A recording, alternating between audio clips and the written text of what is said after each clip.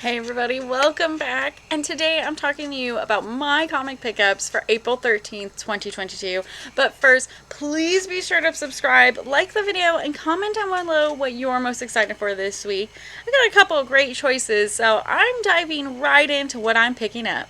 Starting with A Town Called Terror #1. This is a brand new Image title. It's written by Steve Niles, and I have a deep love for his writing. He's written tons of horror comics in the past, including 30 Days of Night, Criminal Macabre, and frankly, I just find his writing so simple and fun and scary.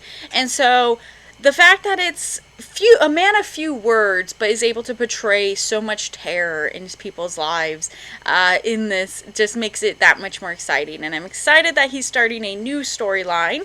And this one in particular is about a man named Henry West. It looks like he's brutally kidnapped in his middle of the night in his home, and his wife watches. However, there's nothing she can do to stop it. And with no evidence of this so-called crime, she's unable to even go for help or know where to go for help or what to do. So she is forced to now look for her husband by herself. And that is a pretty scary thought, because you don't know how the other people will react. Will she get blamed? Will, something happen to her? So it just seems really cool. I love the aesthetic of this book. It looks like it's really going for a very dark black and red colors, which I really enjoy. So I'm excited to see how this one plays out.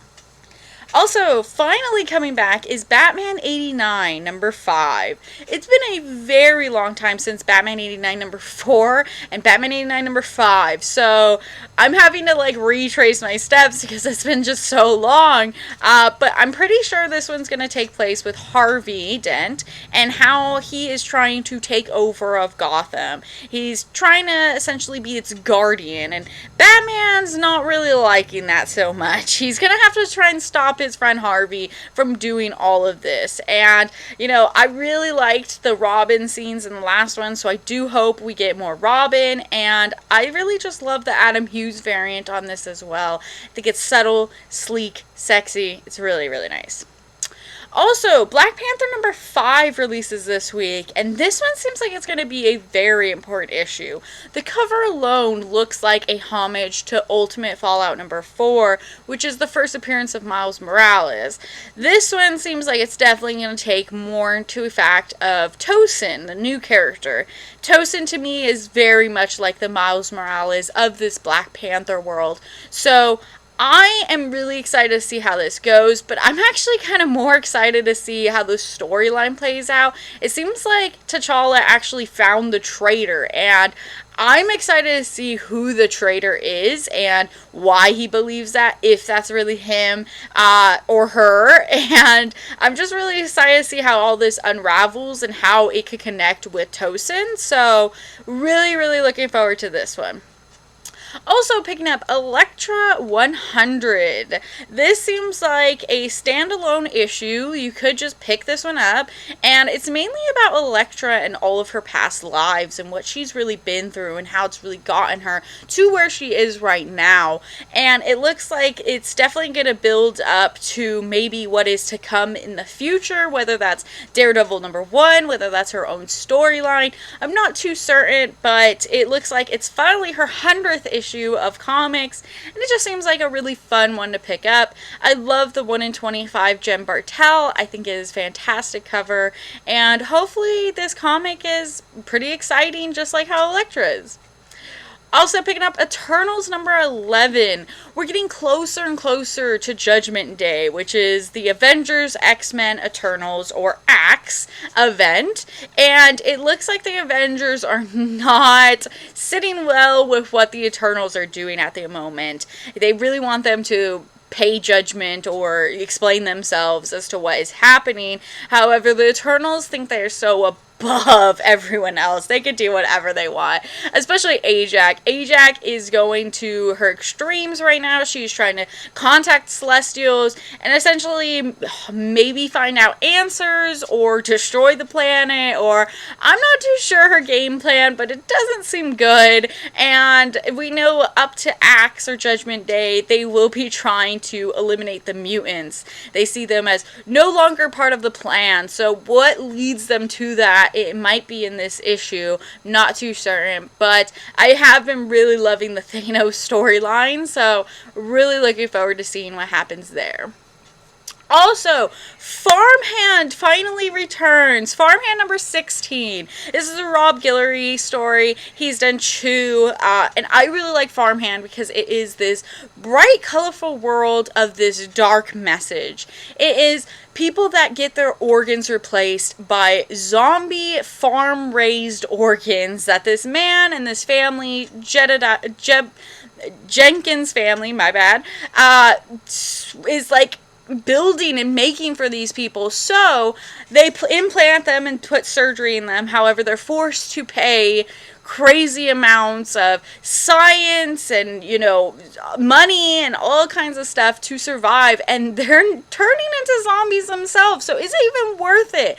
It's a crazy storyline, and I just find the art very, very fun, and I'm so excited. It's been back. It's been gone for almost 2 years now, so I'm really looking forward to seeing how the farm is able to deal with the problems that we left off, and how are they gonna deal with Monica, and how everything's gonna intertwine in this story arc. So excited for that issue. I cannot wait. Also, Flashpoint Beyond number 0 comes out this week. It's a number 0. It's out of 6, so there's 7 issues. And it's written by Jeff Johns, one of my all-time favorite DC writers. And I honestly love his image work, Geiger. So really looking forward to this one. I have loved Flashpoint since it first came out. And this one, Flashpoint Beyond, actually looks like it's going to tie in with not only Flashpoint, but also Doomsday Clock. So if you haven't read Doomsday Clock, I highly recommend it. It looks like a lot of the characters are going to be in this, including the mimes, and I can't wait for Thomas Wayne to take center stage and to just be this brutal Batman that we've always known of him. So really, really excited for this. I think DC events are really fun. Marvel events can be fun. Unfortunately, they just put a lot of them out in the year, whereas DC usually has like one big summer event, and that's this one. So I am really looking forward to seeing what Jeff Johns brings back to the table for DC. And, you know, the artist, Edward Rizzo, he looks like he's going to kill it on this book as well. So I can't wait for DC's next event.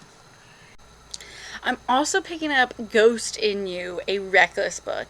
It's the next Ed Brubaker and Sean Phillips Reckless book, and I'm really looking forward to this one. It's the 4th installment of Ethan Reckless's storyline, and honestly, I love a great crime noir, and they are the kings of crime noir. They do a wonderful job, and it looks like this one's going to be taking place in 1989, and maybe even find out a little bit more about these cults that he's been invested in and things like that. So I can't wait. It's one of the few hardcovers that I immediately, when I get it, I open it up and read it. I love the smell of the paper inside of it too. I know it's kind of weird, but honestly, it's just so well made and such great quality that I am so happy that they are able to put out these books that they really seem to enjoy, to love and draw and write. So I am 100% behind them, and I can't wait for this next one. Also picking up I Am Batman number 8.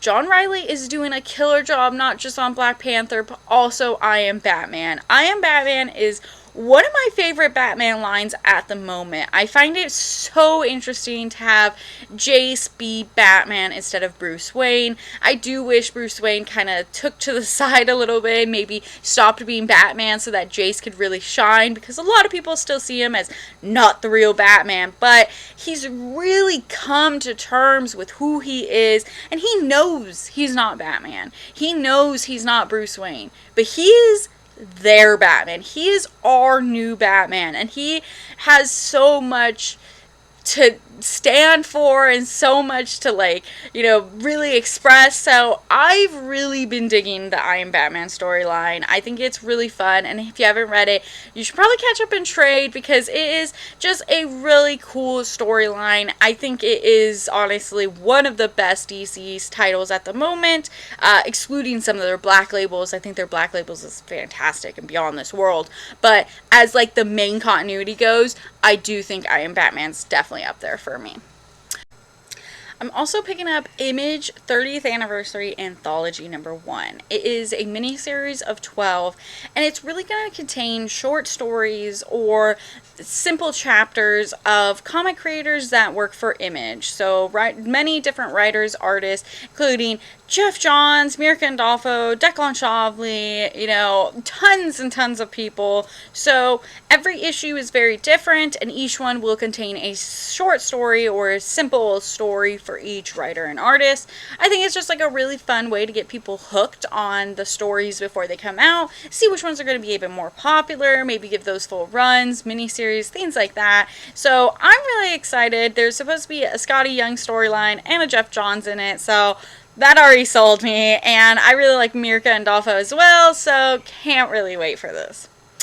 Also, Joe Hill's Reign #4 comes out, and I've been absolutely in love with this comic. I think not only the art is fantastic, I feel like the characters are incredibly well done. The story is very simple, but yet very intense, drastic, dramatic, and it makes me think about this comic even after I'm done reading it. So to me, that just proves how well of a comic this really is, and I really just can't wait to see how this will end and how Honeysuckle will be able to deal with all of this after. Also, Nita Ha's Nightmare blog #6 releases this week, and personally, I love the Philadelphia universe.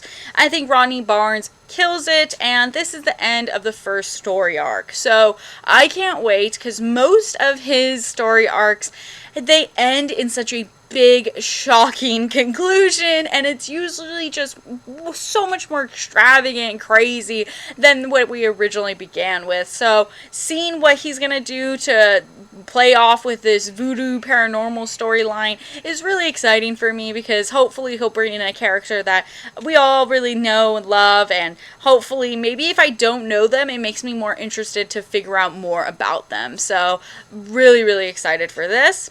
Also, Nocterra #9 releases this week. Scott Snyder, Tony S. Daniel, they are back with Nocterra, and honestly, it's just so fun.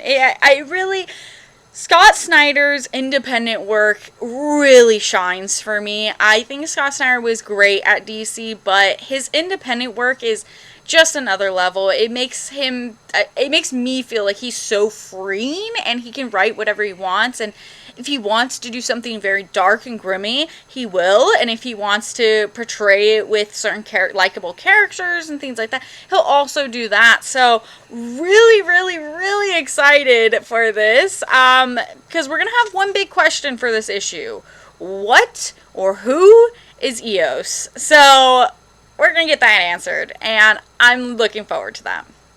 Also picking up Norse Mythology 3 #3. I love Neil Gaiman, and I love Norse mythology, so having the two hand in hand has been so much fun. I've been really loving the Norse mythology storylines. If you like Thor, Loki, Odin, and, you know, all these Norse mythology, you would really enjoy this. I think Neil Gaiman has a way of storytelling. The fact that they're so concise, simple, short stories, he changes out artists for different ones. I think that is brilliant, because in the eyes of Loki, tends to not be the same as the eyes of Odin. And so if you're telling a story about Loki, I want it to look different. If you want to tell a story about Odin, I want that to look different. So it is beautifully rendered. The art is always fantastic. And personally, I just really love P. Craig Russell and Neil Gaiman's Sandman. So when I heard about this, I just instantly fell in love. And speaking of Sandman, my pick of the week, Sandman Universe Nightmare Country #1 releases this week. Woo, boy, am I excited. I love Sandman, and having more Sandman Universe storylines is always a plus for me. Not to mention that it is written by the one and only James Tynion IV. So wowzers, when I saw this announced, I was going crazy over it. But not only that, it is a character that I have really been interested in the Sandman universe, the Connorthian. The Connorthian, when we first meet him in the Sandman universe, he is seen as this torturing serial killer with mouths in his eyes, and he is just the craziest, scariest guy we've seen so far once you get introduced to him in the Sandman lore. So, I can't wait to see what Tynion does with this character. I think Tynion is a mastermind of horror, and I think he's going to take this character and make it so twisted, and I'm so excited to see that.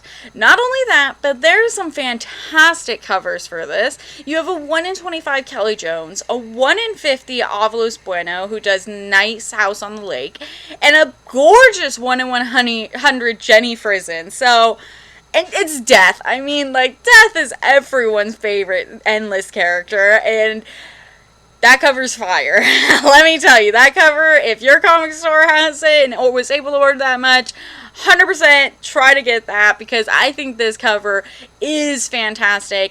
Not to mention, the Sandman show is still set to come out this year, so possibly, getting this gorgeous 1 in 100 could really amp up those sales. So I am really looking forward to this storyline. Also picking up Suicide Squad Blaze #2. It is a DC Black Label written by Cy Superior and drawn by Aaron Campbell. They are the team behind Hellblazer, and I really loved their Hellblazer storyline. So when I saw they were doing another DC Black Label, but this time Suicide Squad, I was all in.